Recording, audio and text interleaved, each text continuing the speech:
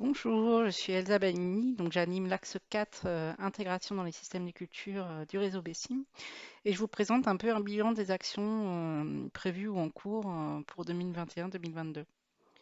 Donc en ce qui concerne l'animation, nous avions eu un séminaire le 24 juin avec Marie-Hélène Robin qui nous avait présenté l'outil Ipsim qui nous permettrait d'imaginer la création en fait d'un OAD pour nous aider à prendre en compte les leviers qui impactent l'efficacité du biocontrôle. Ensuite, nous avons commencé à préparer un workshop que nous prévoyons éventuellement pour l'hiver 2023, avec différents membres du réseau, dont je remercie d'avoir participé à ces groupes de travail. Donc l'idée du workshop, ce sera de comprendre les analyses multidimensionnelles pour un peu essayer de mieux designer nos expériences qui nécessitent de suivre plusieurs facteurs. Et pourquoi pas de pouvoir réussir à mettre en œuvre de bonnes pratiques au niveau de la gestion de nos données au sein du réseau afin de générer peut-être à terme une base de données qui nous permettrait vraiment de faire des analyses plus complexes et de mieux caractériser les leviers et les facteurs qui impactent sur l'efficacité des produits. Donc on a un programme préliminaire pour cet atelier.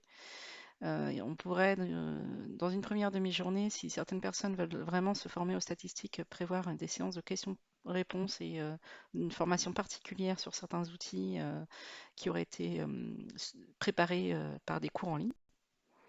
Ensuite, on voulait plutôt s'appuyer sur sensibiliser les membres du réseau sur l'utilisation des arbres de décision, des random forests, pour hiérarchiser des facteurs dans un jeu de données et montrer justement une analyse assez complexe sur un jeu de données qui aurait été fourni par un membre du réseau. Enfin, il y aura une demi-journée sur les plans d'expérience, justement pour des environnements très changeants et pour des données multifactorielles. Et une table ronde qui sera organisée avec l'appui de l'Institut des données de Montpellier pour réfléchir sur la manière dont on pourrait gérer ce type de données, partager ce type de données au sein du RMT. Donc si vous êtes intéressé, n'hésitez pas à me faire un retour. Vous recevrez sans doute un questionnaire en ligne pour essayer de voir si vraiment ça répond à une attente ou pas des membres du réseau. Sachant que cette formation, ce workshop, se fait en partenariat avec le consortium Biocontrôle. Ensuite, nous avons exploité des étudiants de l'Institut Agro pour faire différents travaux, donc à la fois à Montpellier et à Rennes. L'idée, c'était aussi de trouver un système de travail inter-école. Donc, s'il y a d'autres enseignants dans le réseau qui voudraient essayer de participer à ces échanges de travaux étudiants, ils sont les bienvenus.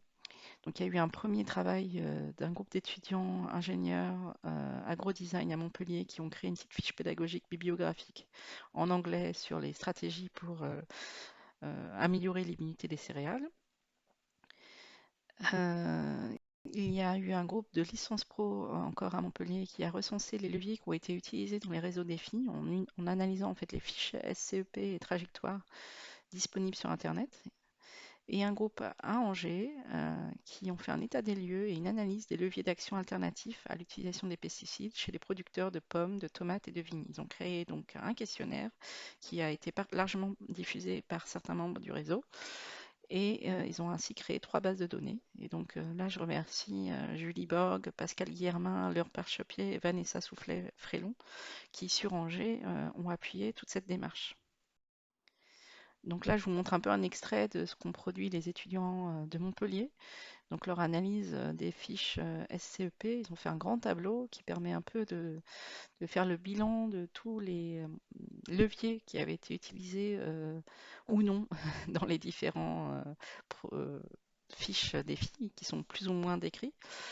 Et donc on espère peut-être pouvoir exploiter ce grand tableau et le partager avec le site Ecophytopic.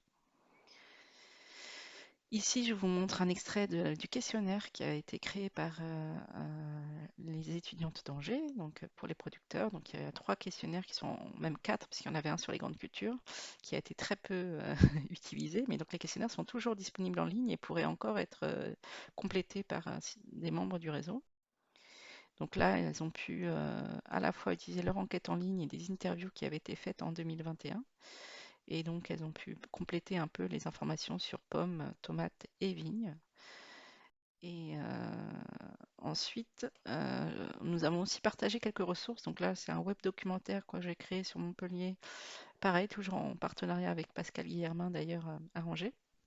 Donc, qui peut permettre d'accéder à un certain nombre de ressources pour aider des personnes qui voudraient se lancer dans la reconception de systèmes.